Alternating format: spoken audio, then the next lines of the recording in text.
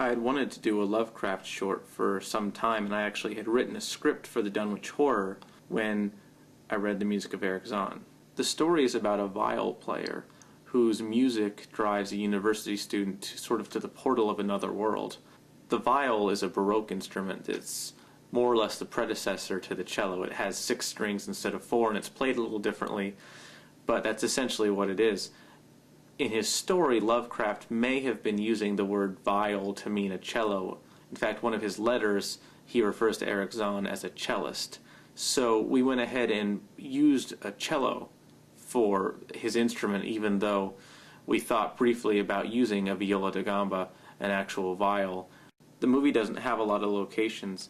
Most of the story takes place inside one apartment, so we had to try and find ways to take it outside of that and add some production value. We were able to use a library, and we got to use that for no charge. We also rented this great theater. I storyboarded this movie twice, once by hand and once in the computer. We only had 3 days to shoot it, and we were going on that first day from the minute I stepped off the airplane, so I knew we weren't going to have a whole lot of time.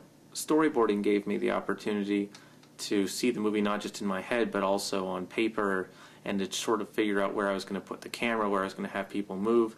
The biggest item in our budget besides the theater rental was actually the food, putting it all together, the donuts and the pizza and the picnic and the coffee and all that. But it really made for a more enjoyable shoot, and it kept people happy, so I think that was a good investment. What's the cellist's name? I forgot. We ran out because we overdid it on the theater scene. So to walk to the store. So we had to walk to the store, and it was freezing outside. Today is the 3rd day of filming. Also, our movie is haunted.